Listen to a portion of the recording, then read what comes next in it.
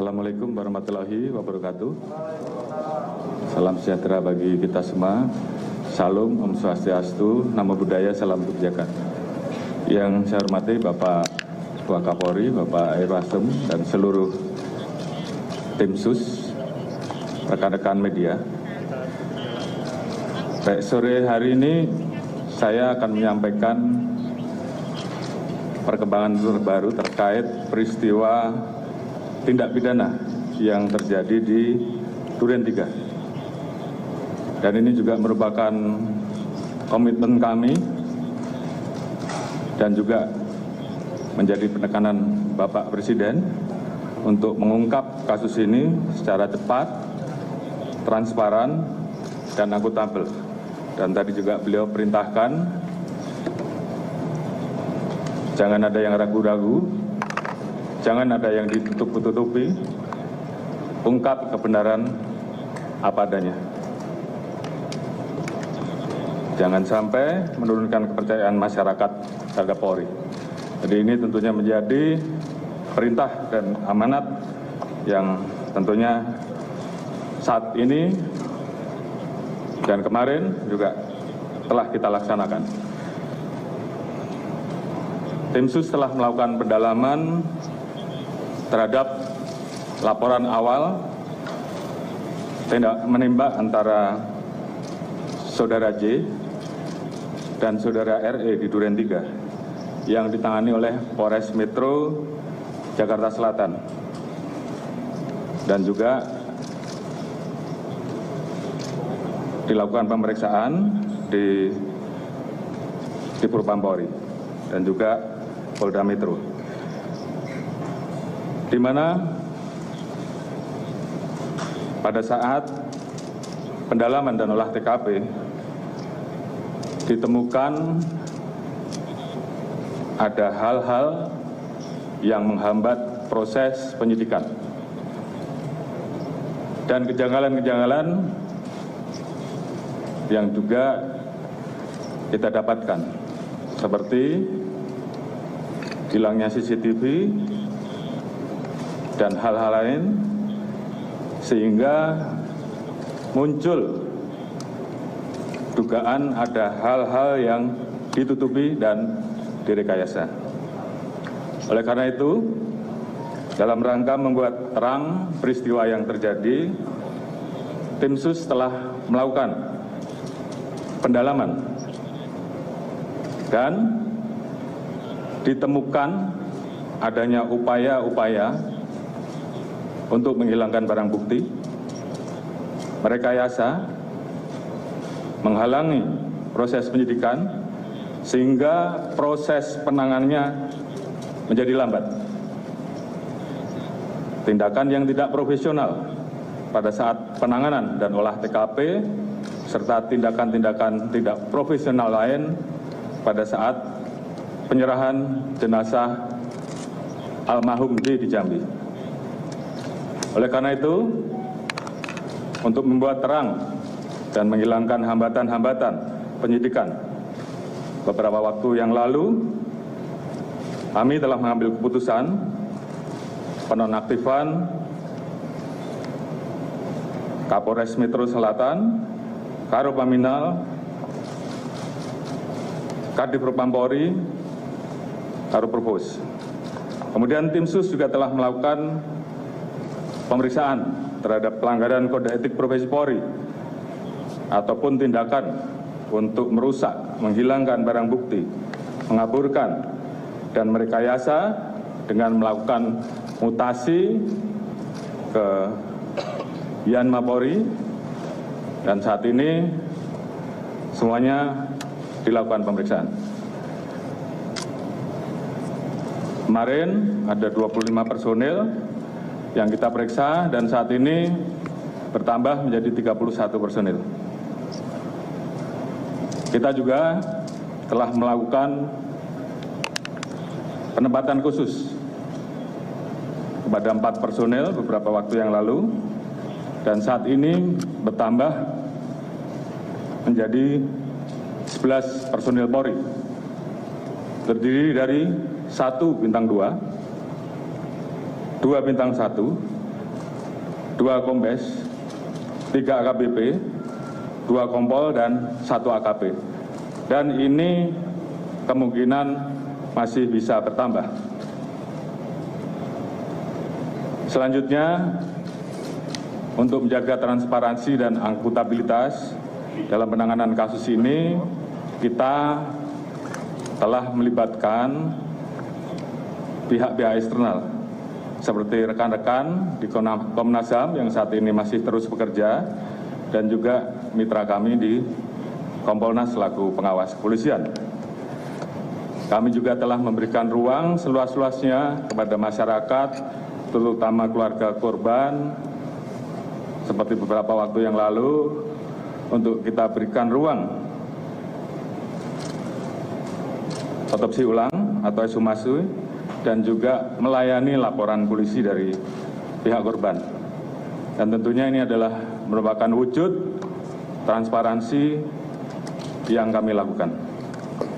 Alhamdulillah, saat ini tim SUS telah mendapatkan titik terang dengan melakukan proses-proses penanganan dan pemeriksaan secara saintifik dengan melibatkan kedokteran forensik, olah TKP, dengan melibatkan tim puslapor untuk menguji balistik, mengetahui perkenaan alur dan tembakan, pendalaman terhadap CCTV dan handphone oleh puslapor, biometrik identification oleh Pusinafis, serta tindakan lain yang tentunya bersifat ilmiah. Dan juga kami menemukan persesuaian dalam pemeriksaan yang telah kita lakukan terhadap saksi-saksi yang berada di TKP, termasuk saksi-saksi lain yang terkait, juga saudara RE, saudara RR, saudara KM, saudara AR, dan saudara P, dan saudara FS. Ditemukan perkembangan baru bahwa tidak ditemukan, saya ulangi, tidak ditemukan fakta peristiwa tembak menembak seperti yang dilaporkan. Saya ulangi, tidak ditemukan fakta peristiwa tembak menembak seperti yang dilaporkan awal. Tim khusus menemukan bahwa peristiwa yang terjadi adalah peristiwa penembakan terhadap saudara J, yang mengakibatkan saudara J meninggal dunia, yang dilakukan oleh saudara RE atas perintah saudara FS. Saudara E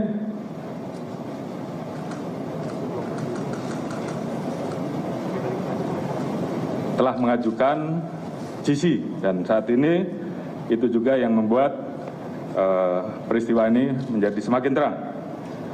Kemudian untuk membuat seolah-olah telah terjadi tembak-menembak, saudara FS melakukan penembakan dengan senjata milik saudara J ke dinding berkali-kali untuk membuat kesan seolah telah terjadi tembak-menembak. Terkait apakah saudara FS menyuruh ataupun terlibat langsung dalam penembakan, saat ini tim terus melakukan pendalaman terhadap saksi-saksi dan pihak-pihak yang terkait. Kemarin kita telah tetapkan 3 orang tersangka, yaitu saudara RE, saudara RR, dan saudara KM. Tadi pagi dilaksanakan gelar perkara, dan tim SUS telah memutuskan untuk menetapkan Saudara FS sebagai tersangka. Bisa ulangi, tim SUS telah menetapkan Saudara FS sebagai tersangka. Terkait dengan pasal apa yang disangkakan dan proses penyidikannya nanti akan dijelaskan secara khusus balik oleh Pak Kabar Eskrim selaku tim penyidik, dan juga beberapa hal yang memang akan dijelaskan oleh Pak Irwasum sebagai Ketua Tim SUS yang mengawali bagaimana proses ini menjadi terang benderang. Kemudian motif atau pemicu terjadinya peristiwa penembakan tersebut saat ini tentunya sedang dilakukan pemeriksaan dan pendalaman terhadap saksi-saksi, termasuk terhadap Ibu BC. Terkait dengan penanganan oleh tim Irsus, terkait dengan proses dugaan pelanggaran terhadap kode etik ataupun pelanggaran tindak pidana lain yang ditemukan selain peristiwa utama, nanti akan dijelaskan secara khusus oleh Pak Irwasum. Dan juga tentunya ada beberapa proses yang akan terus kami lakukan untuk melakukan audit. Mungkin selanjutnya saya serahkan kepada Pak Irwasum untuk mungkin bisa menyampaikan beberapa hal. Saya persilakan.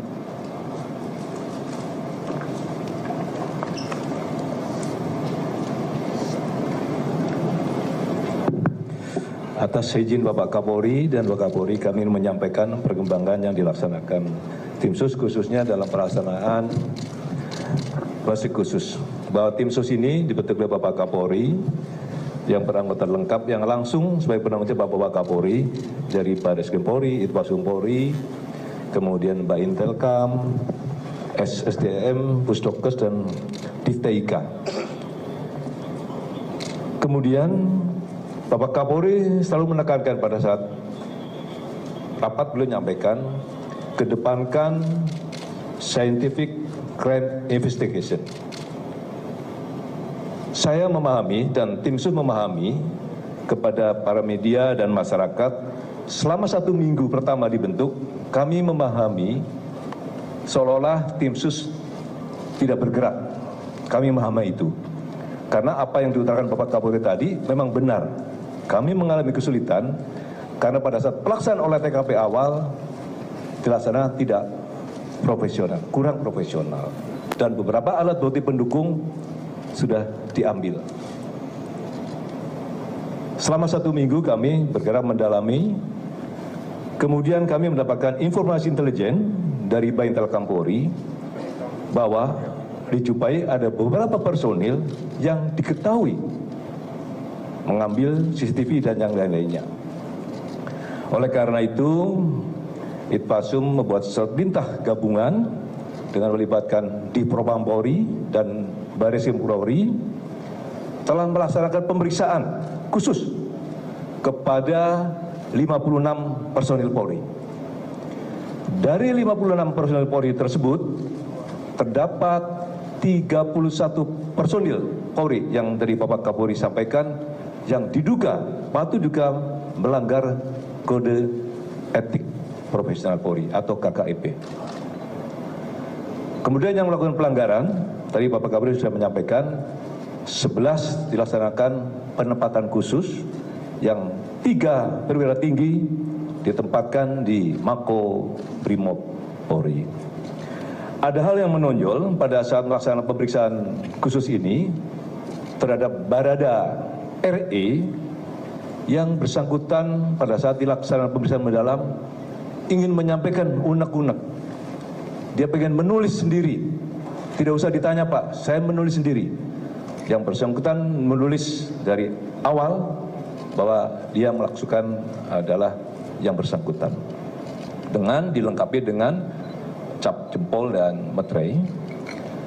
Dari itulah pemeriksaan Riksus, karena sudah ada unsur pidananya, maka kita limpahkan kepada Bareskrim Polri untuk melakukan tindakan penyidikan lebih lanjut.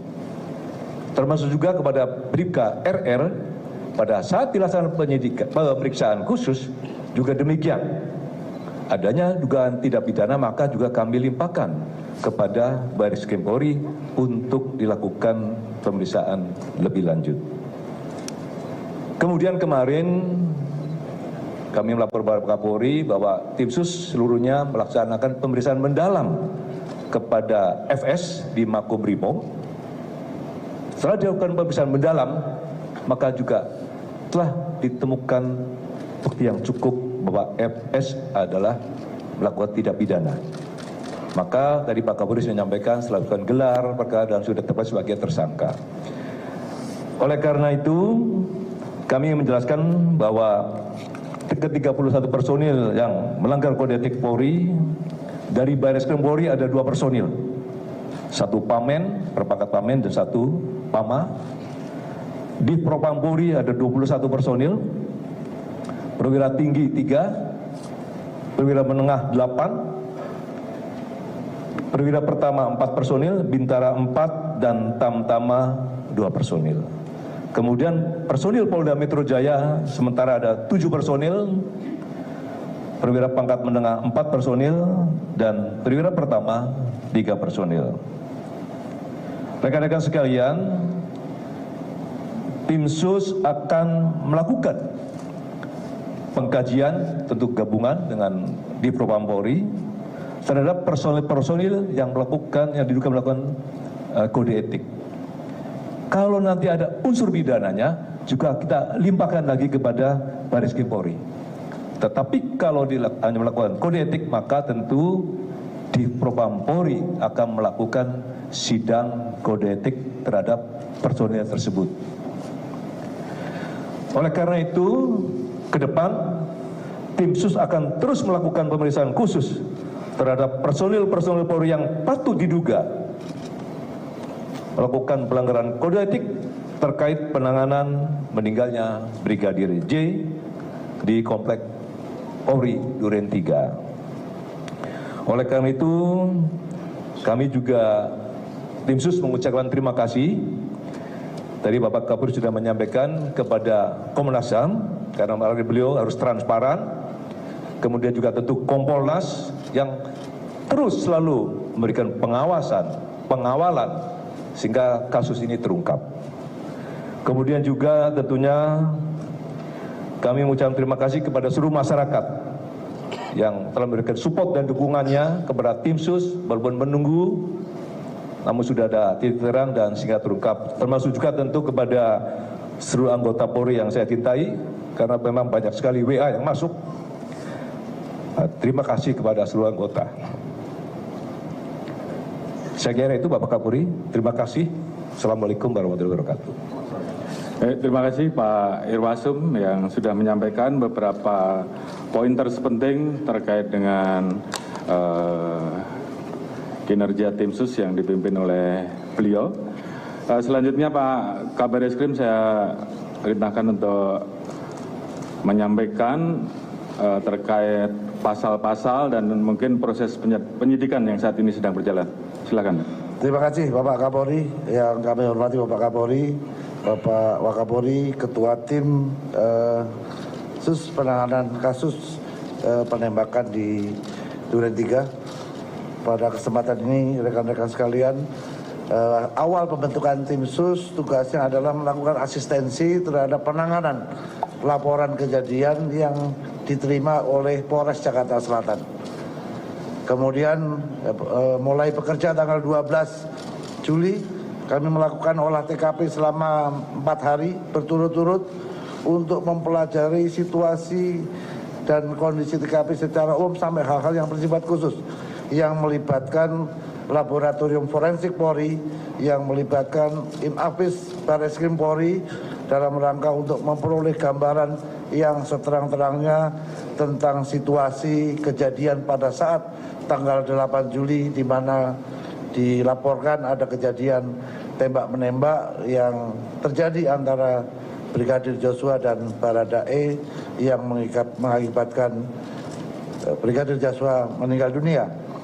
Kemudian kami melaksanakan analisa tim bekerja sama melaksanakan analisa terhadap hasil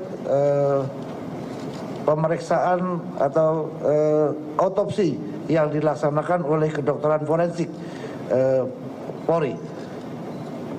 Kita cek hasil otopsinya seperti apa, perkenaan tembakannya seperti apa, ada atau tidak penganiayaan yang dilakukan, ada enggak luka lain selain luka tembak, sehingga kita bisa memperoleh gambaran dari TKP dan hasil analisa terhadap hasil otopsi yang sudah dilakukan. Kemudian pada saat kita melaksanakan olah TKP, kita juga berusaha untuk mencari sidik jari dan DNA di seluruh lokasi yang kemungkinan menjadi aktivitas orang-orang yang ditemukan pada saat pertama kali ada kejadian. Yaitu ada 5 orang, ada Ibu Putri, ada Pak Sambo, ada Kuat, ada Ricky dan Richard, serta korban Joshua. Sehingga ini dijadikan pijakan awal bagi tim sus untuk melakukan langkah-langkah penyidikan.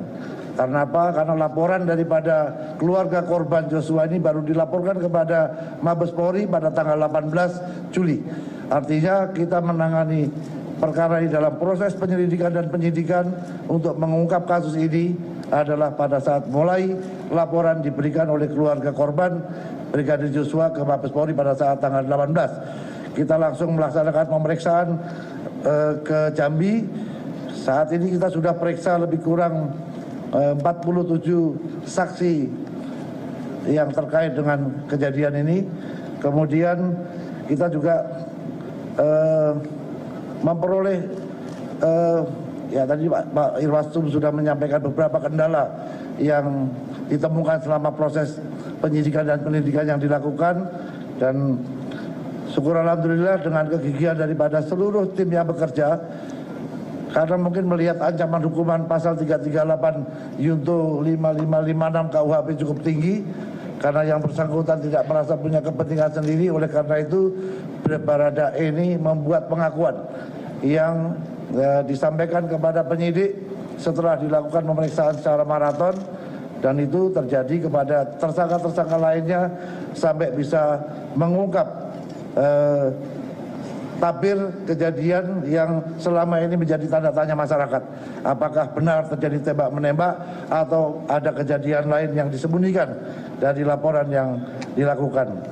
Selama proses penyidikan yang dilakukan, Barreskrim Polri telah menetapkan 4 orang tersangka. Yang pertama, Barada RE. Yang kedua, Bribka RR. Yang ketiga, tersangka KM. Yang terakhir, Irjen Pol FS. Dengan peran dan persangkaan masing-masing tersangka sebagai berikut. Barada RE telah melakukan penembakan terhadap korban. Tersangka RR turut membantu dan menyaksikan penembakan korban. KM turut membantu dan menyaksikan penembakan terhadap korban. Irjen Pol FS menyuruh melakukan dan menskenario peristiwa seolah-olah terjadi peristiwa tembak-menembak di rumah dinas Irjen Pol Verdi Sambo di Komplek Polri Duren 3. Berdasarkan hasil pemeriksaan keempat tersangka, menurut perannya masing-masing, penyidik menerapkan pasal 340, subsidiar pasal 338, junto pasal 55, 56 KUHP dengan ancaman maksimal hukuman mati, penjara seumur hidup, atau penjara selama-lamanya 20 tahun. Demikian Bapak Kapolri yang dapat kami sampaikan. Mudah-mudahan ini bisa memberikan jawaban kepada masyarakat atas keseriusan institusi Polri untuk menjaga marwahnya kepada masyarakat. Terima kasih. Wassalamualaikum warahmatullahi wabarakatuh. Baik, terima kasih Pak Kabar Eskrim. Jadi rekan-rekan, saya kira sudah jelas tadi persangkaan pasalnya. Pasal 340, saya ulangi, pasal 340 subsidiar pasal 338, junto pasal 55 dan 56 terkait dengan 4 orang yang tadi sudah disebutkan, dan tentunya ini akan terus dilaksanakan pemeriksaan tambahan. Tentunya langkah-langkah dari tim sus ini adalah merupakan wujud komitmen Polri untuk mengusut tuntas perkara ini secara akuntabel, jujur, terbuka, transparan, sesuai dengan harapan masyarakat dan arahan Bapak Presiden untuk mengusut tuntas. Jangan ragu-ragu, jangan ada yang ditutup-tutupi, ungkap kebenaran sehingga dapat dipertanggungjawabkan kepada publik. Terkait dengan hambatan upaya untuk menghilangkan barang bukti, saya minta kepada tim sus juga lakukan pemeriksaan terhadap saudara FS. Apakah ada perintah dari yang bersangkutan, dan tolong segera laporkan hasilnya. Kemudian tentunya tim sus, karena ini sudah menjadi perhatian publik, saya minta untuk betul-betul segera bisa diselesaikan, terus bekerja keras, sehingga betul-betul kita profesional, akuntabel, dan tentunya pendekatan saintifik yang tentunya akan kita pertanggungjawabkan betul-betul bisa dilakukan dengan profesional. Dan harapan kita semua tentunya kasus ini bisa segera tuntas dan segera kita limpahkan kejaksaan untuk segera bisa diproses sidang. Kemudian terkait dengan temuan-temuan pelanggaran kode etik maupun pelanggaran pidana lain yang ditemukan, agar segera dituntaskan dan segera diproses, apakah itu dengan proses pidana atau proses etik untuk segera bisa di sidang etik, ataupun segera dituntaskan untuk diproses dan diajukan ke kejaksaan. Tentunya ini menjadi komitmen kami, komitmen Polri untuk betul-betul bisa menjaga marwah dan nama institusi Polri. Tentunya terima kasih tadi disampaikan oleh Pak Irwasum, sekali lagi dukungan dari masyarakat, support dari masyarakat dalam memberikan semangat pada kami untuk mengungkap agar fakta ini menjadi terang benderang, dan ini bagi kami merupakan bentuk kecintaan terhadap institusi Polri. Mungkin itu yang bisa saya sampaikan. Terima kasih. Wassalamualaikum warahmatullahi wabarakatuh. Pak, silakan. Pak, salah satu yang paling menjadi sorotan Pak publik, yaitu mengenai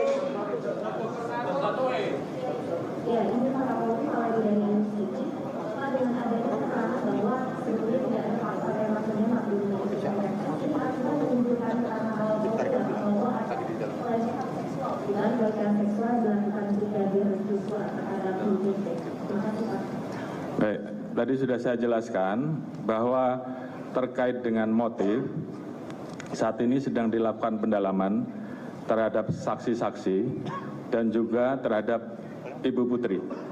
Jadi saat ini belum bisa kita simpulkan, namun yang pasti ini menjadi pemicu utama terjadinya peristiwa pembunuhan. Untuk apa kesimpulannya, tim saat ini terus bekerja, ada beberapa saksi yang saat ini sedang diperiksa dan tentunya nanti akan kita informasikan. Namun yang paling penting peristiwa utamanya, apakah tembak-menembak atau yang terjadi penembakan, ini saya kira tadi sudah dijelaskan secara terang. Silakan. Pak mengenai Yang pertama itu Pak yang ditanyakan keterlibatan katanya ada penasehat Kapolri yang inisial MA itu yang menyusun skenario juga apa itu betul Pak. Dan yang kedua apa sudah bisa dipastikan bahwa motifnya tidak ada tentang pelecehan seksual karena itu kayaknya kan juga menentukan beban sosial juga kan. Juga mungkin dia perutnya lebih dan sendiri bisa pernah kena dugaan awal katanya ini pelecehan seksual. Dan yang ketiga mungkin Pak kenapa PSK-nya tidak menampilkan seperti kasus-kasus lainnya Pak. Terima kasih Pak. Baik, jadi pertanyaan pertama tadi kami sedang melakukan pendalaman, tim sedang bekerja. Tentunya apabila kita temukan pasti kita proses. Terkait dengan motif tadi sudah kita sampaikan bahwa pendalaman masih terus dilakukan dan ini tentunya membutuhkan keterangan dari ahli-ahli di samping persesuaian saksi-saksi sehingga tentunya ini menjadi bagian yang juga harus kami tuntaskan. Pak, izin Pak. Ya Rama Pak dari Radio Sinta Pak. Mengenai untuk soal etiknya Pak, ada 31 personil yang diduga melakukan pelanggaran etik dan ini jumlahnya cukup besar. Yang ingin diketahui apa sebenarnya motivasi dari mereka, rata-rata mereka, apakah mereka sadar bahwa apa yang mereka lakukan ini mempengaruhi, bisa mengganggu jalannya penyelidikan. Terima kasih Pak Kapolri.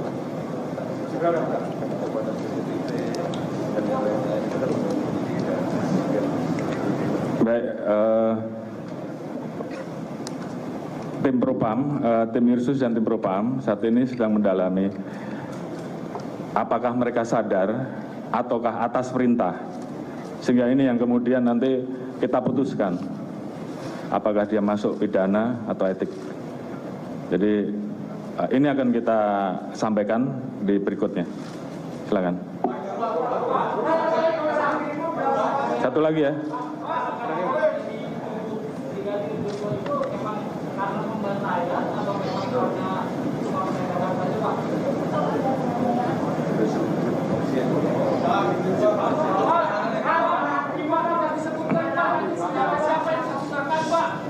Sudah. Penembakan yang dilakukan terhadap brigadir J itu dilakukan dengan senjata yang mana Pak? Kemudian tadi disebutkan FS menggunakan senjata dari brigadir J. Apakah FS juga ikut melakukan penembakan terhadap J? Tadi sudah saya jelaskan, penembakan terhadap Brigadir J dilakukan atas perintah Saudara FS dengan menggunakan senjata milik Saudara Brigadir R.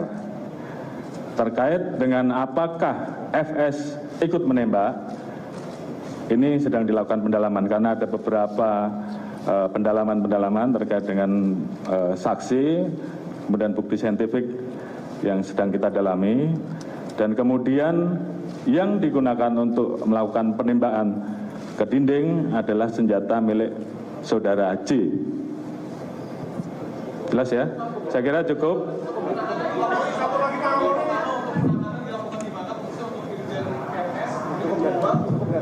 Proses terkait dengan penyidikan dugaan pelecehan seksual terus dilakukan Pak. Tapi sebenarnya dilakukan aktivitas di sini pada saat ditembak itu sedang apa Pak?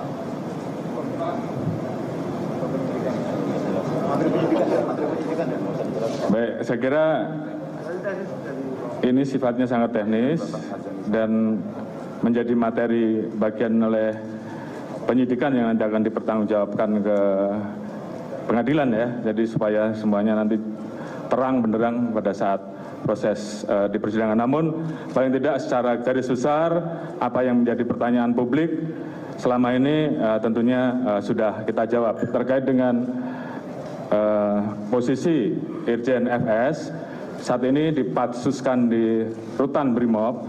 Tentunya setelah penetapan tersangka akan ditahan dan nanti akan diputuskan oleh tim apakah ditahan di Rutan Brimob atau tempat yang lain. Nanti akan diputuskan setelah pemeriksaan beliau sebagai pemeriksaan FS sebagai tersangka. Baik, mungkin itu. Terima kasih rekan-rekan. Assalamualaikum warahmatullahi wabarakatuh.